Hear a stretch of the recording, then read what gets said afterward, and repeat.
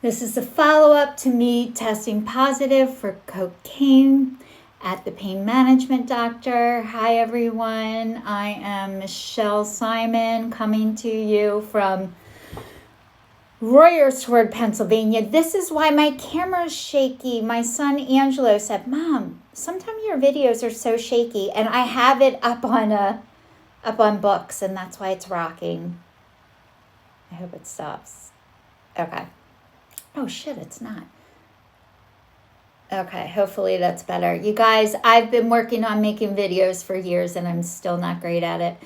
So anyway, I want to welcome you to I Am the Change, and I have broken up with fear, shame, and guilt in 2019 and have been telling you guys what my process of breaking up with fear, shame, and guilt has been like ever since then. It is now 2025. It is June 26th, and I am following you guys up with my video from last week, which a lot of people tell you the first half of the story and then you never hear the ending. And I'm guilty of that too. I used to, call somebody and ask them for help. I'm in 3 12-step programs, so they suggest that you have a sponsor, which is someone that you can talk to and allow them to get to know you, which is so scary when you don't even know yourself. So I would call and ask for help, and then I would never call back and say like what happened as a result of it. I would just call when I needed something, and never even thinking that maybe it would be so nice to call her back and let her know what happened. And I've only thought of that until people call me and ask me things, and then I never find out like what happened. So it is really nice to know. So you guys, I was talking about testing positive for cocaine at the pain management doctor, which I do not do cocaine anymore. I stopped using and drinking when I was 18 years old. I'm now 53, almost 54, and I am a little over 35 and a half years sober, off of drugs and alcohol. I'm off of sugar, flour, wheat, caffeine, dairy, spices, and meat. I am drinking celery juice, lemon juice, and eating all organic stuff. And my diet is extremely small right now because I'm working on my healing of my autoimmune diseases from the medical medium. So anyway, the whole cocaine story. So I found out after I looked it up last weekend that if you are on amoxicillin and or have lidocaine in your body, that you can test positive for cocaine. And when I tested positive for this was not this month, but the month previous, the doctor never contacted me, never said anything to me. They knew this and didn't do anything about it, which leads me to believe that they probably had a suspicion that it wasn't true either. So when I looked it up, I found out if you were on amoxicillin, which I was for a sinus infection. I completely forgot. I went on that on May 12th, and then I guess I was there around the 20th, and I was on it for 7 days. And then I had 2 lidocaine injections in my knee in April.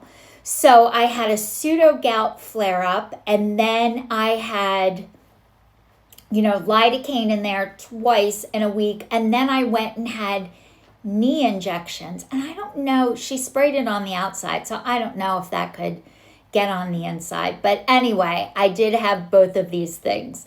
So that could definitely lead to the positive result. And I called my doctor's office to tell him, I'm like, I was really upset by this, especially because I don't do it and I don't know how this could be. And my one friend insists that somebody messed up. So who knows what happened? I just know it wasn't true, and it really bothered me because it wasn't true. And I'm starting to feel like, I used to feel like I need to prove myself to everybody, especially when it's not true. And what I'm learning how to do, and this was a big deal for me, having that like on your record slash, it's not really, but it really, really bothered me because it's not true. But a lot of times I used to go back and feel like I needed to prove things to people all the time. I needed to prove them wrong. I needed to let them know that I know that you're an asshole. And guess what? It turned me into the asshole. So I've learned a lot of times, if somebody thinks something about me that isn't true, not to spend my energy on that thing or on that person. Like, I don't have to go back and convince them to see what I see or hear what I heard, because some people just cannot hear me, and I completely get that. So I also have been telling you, I've been listening to the medical medium, and I am on this celery juicing, and because of this celery juicing, it's a lot of work. And I had somebody who watches my videos, who is such a great, wonderful person, contact me about the carnivore diet, because a lot of people are doing the carnivore diet and having tremendous results as a result of that, with their pain, their body pain, all that kind of stuff. And I responded back to her, and I definitely let her know that sometimes there's more than one way to get to the same destination, that God gives us more than one option to do something, that sometimes just because one person does it this way and the other person does it that way doesn't mean I'm right and you're wrong.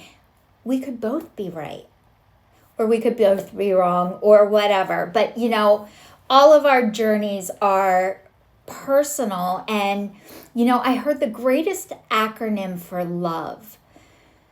Do you want to hear what love means? Unconditional love means letting others voluntarily evolve. So love is letting others voluntarily evolve, which is very hard to do, by the way, which I am learning how to do, and I have learned how to do, and to listen to where people are and hear them, and not try and convince them or push them to believe what I believe or to do what I do. If you want to do what I do, if you want to go where I go, you are invited, always and anytime. I go to AA meetings. I go to ACA meetings, which is Adult Children of Alcoholics and Dysfunctional Families. And I'm in FAA, which is Food Addicts Anonymous. And what I'm going to do, because a lot of times I talk about this stuff, I am going to post the links in the comment section of where I go and what I do. And if you guys have any questions or want to come or want to ask for somebody else, please send me a private message. I will personally get back to you as soon as I possibly can. Tomorrow I'm going with my dad and my stepmom and my cousin and my aunt, my cousin's husband, to Padre Pio's shrine in Bartow, PA, and it's amazing because Padre Pio is a healer, and he has now passed away, but he performed miracles with healings. And he also had holes in his hands, and he wore gloves. He had holes in his hands like Jesus, and he wore gloves. It's a wonderful place to go, and a place where you really want to see miracles happen, and that they can happen for you too. They can happen for me, they can happen for you.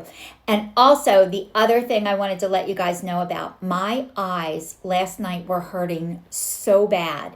And I went for a walk outside. It was gonna rain. I came back in. I was up juicing, and I just felt like, God, why do my eyes hurt? And I'm so tired, and I just need to close them.